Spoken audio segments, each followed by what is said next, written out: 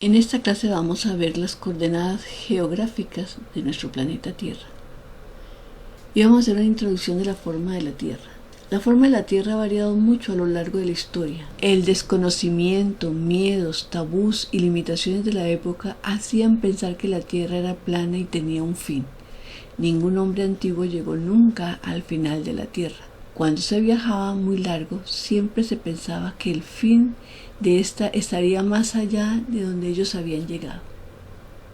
Un ejemplo claro del pensamiento anterior se puede encontrar en los libros escritos por Homero, en el que concibía la Tierra como un disco flotante sobre el agua en el interior de una semiesfera transparente. Sobre el borde del disco descansaba la bóveda del cielo y por debajo el reino de la oscuridad y los muertos. Luego vino Anaximandro de Mileto en el año 611 a.C. Fue el primero en empezar a cartografiar el mundo globalmente con los ríos y los mares. Seguía pensando que la Tierra era plana, pero con él apareció el concepto ecúmene en el que el mundo habitado era 2 veces más grande en el eje este-oeste que en el eje norte-sur, es decir, como un cilindro oblongo. El mapa abarcaba todo el ámbito de la Tierra habitable con todos los mares y ríos conocidos que se distribuía alrededor del mar Mediterráneo y a su vez estaba rodeado por un río océano. Luego vino Parménides de Elea en el año 514 a.C., filósofo griego al que se le atribuye como el primero en describir la esfericidad de la Tierra y la sitúa en el centro del universo. Acertó en la forma, aunque no fueron cuestiones geométricas o astronómicas las que indujeron a tal afirmación, sino la cabal preferencia por la simetría y el equilibrio. Estos conceptos eran muy gratos a los pensadores griegos, siendo la esfera la forma más pura y perfecta del universo. Por tanto, con este pensamiento solo cabía esperar que el universo mismo y la Tierra toda participaran de esta perfección. Fue Aristóteles, filósofo y científico, quien sustentó la anterior teoría. Basada en razones geométricas y prácticas, la argumentó de la siguiente manera: si un observador ve aparecer un barco por la línea del horizonte, verá primero los mástiles y a continuación el casco. Además, si ese mismo observador sigue un mismo meridiano, verá cambiar la elevación de la estrella polar y aparecerán en el horizonte estrellas y constelaciones que antes no se veían en el lugar de origen. Aristóteles calculó la longitud y la circunferencia de la Tierra en 72.000 kilómetros.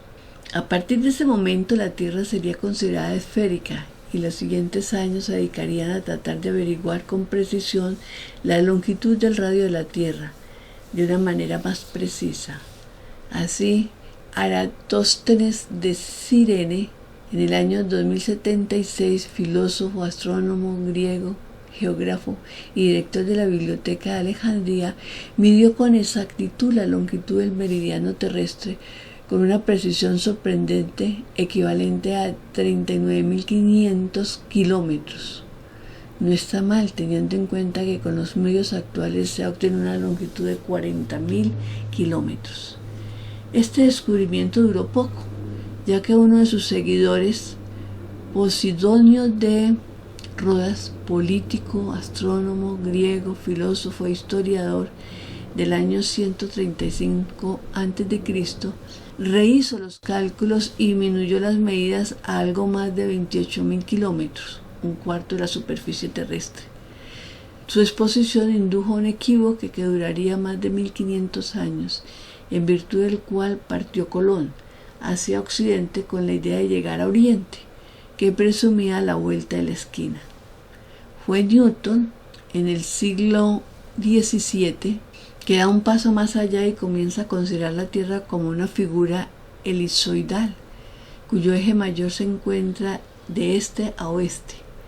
El razonamiento lo basó en el achatamiento de los polos como consecuencia de las diferentes velocidades rotacionales, siendo mayor en el ecuador e igual a 0 en los polos. En la actualidad se sabe que la forma de la Tierra es más parecida a un geoide entendiéndose como tal la superficie real resultante de los mares en calma y sobre todo la gravedad en todos sus puntos es normal a ella. Pero gracias a la ciencia y a la tecnología moderna podemos obtener hermosas imágenes de nuestro planeta. Posee una forma esférica con leve achatamiento en los polos y 12.756 kilómetros de diámetro a la altura del Ecuador, un radio ecuatorial de 6.378,1 kilómetros. Su masa es de 5,97 por 10 a la 24 kilogramos y su densidad es de 5,51 gramos sobre centímetro cúbico, la más alta del sistema solar. También tiene una aceleración o gravedad de 9,78 metros sobre segundos al cuadrado.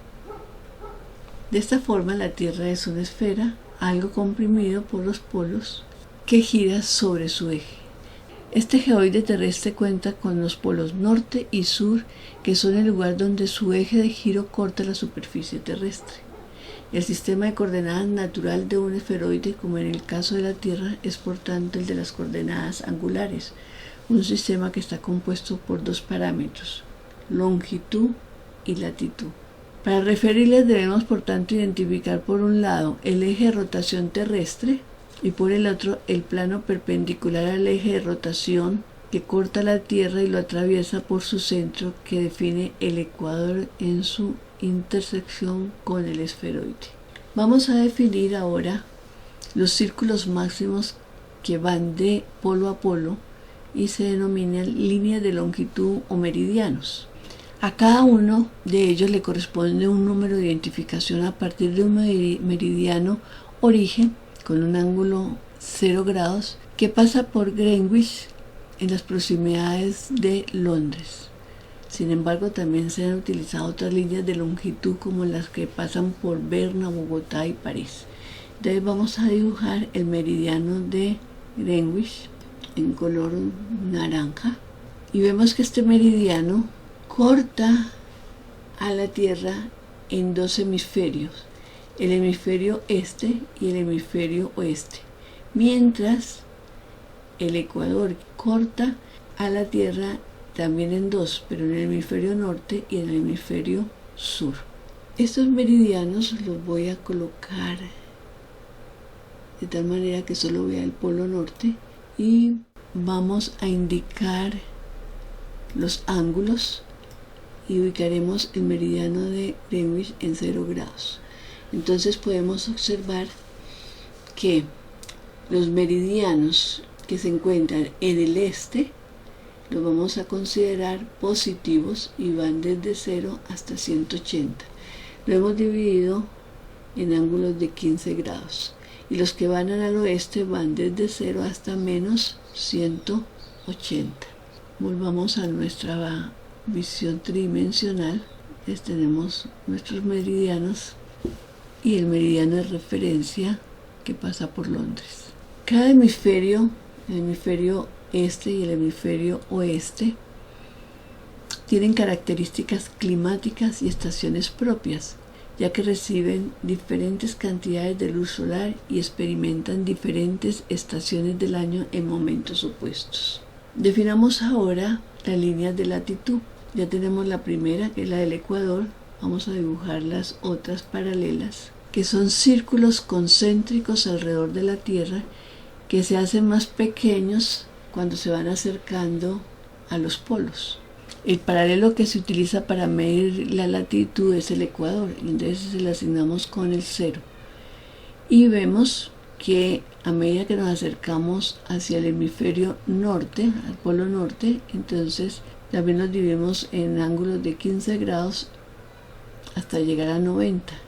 Y por debajo del ecuador, entonces los asignamos con signos negativos o sencillamente le colocamos la letra sur para indicar que están por debajo del plano del ecuador o están en el hemisferio sur. Un grado de longitud en el ecuador equivale aproximadamente a 111.32 kilómetros, mientras que a 60 grados de latitud, un grado de longitud equivale solo a 55.8 kilómetros.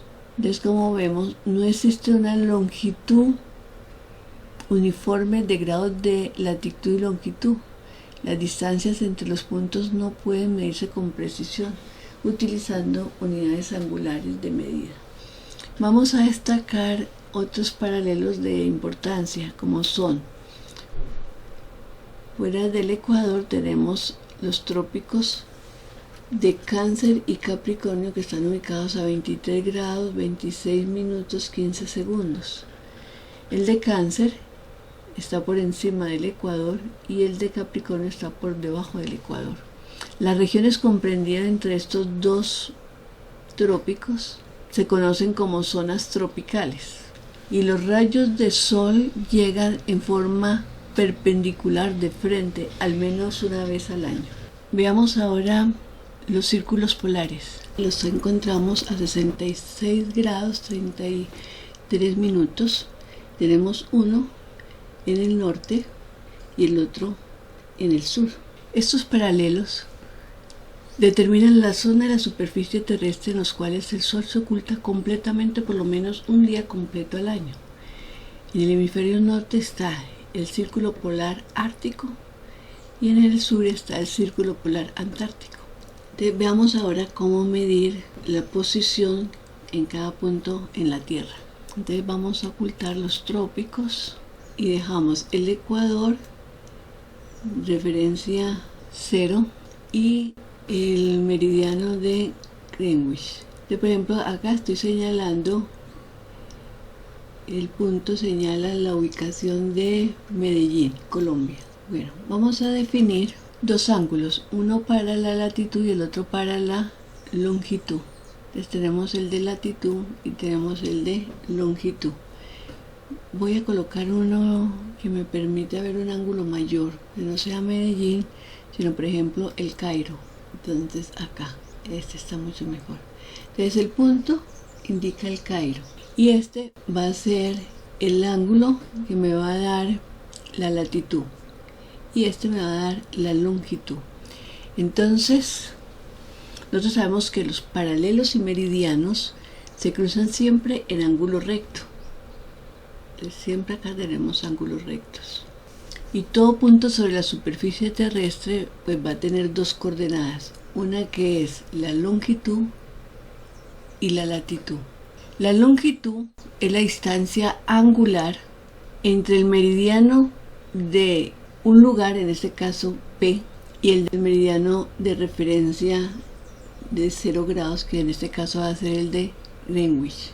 Y la latitud phi es la distancia angular entre el paralelo de un lugar P y el ecuador, y se expresa en las mismas unidades que la longitud y se mide en grados que van desde 0 hasta 90 grados.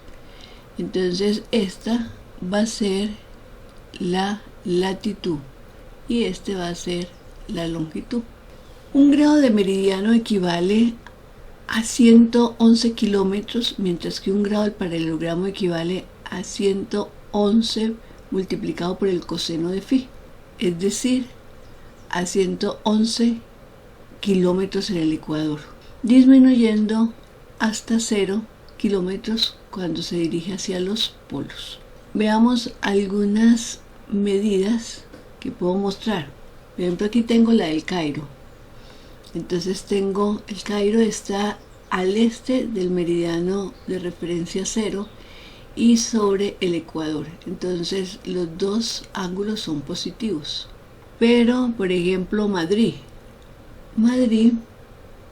está en el oeste, ¿sí?, al otro lado del meridiano de referencia, pero sobre el ecuador.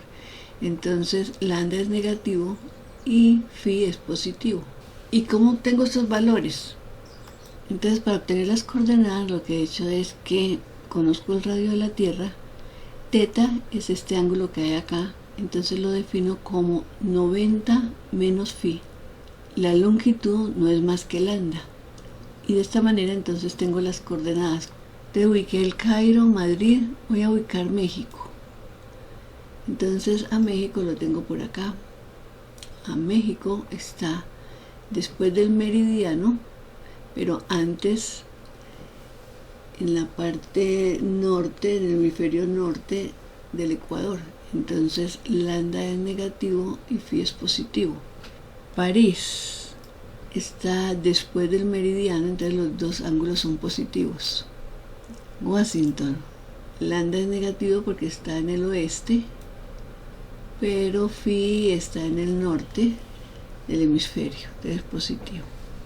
Bueno, jóvenes, con esto espero que haya quedado bien claro cómo se manejan las coordenadas geográficas. Nos vemos en el próximo. Chao.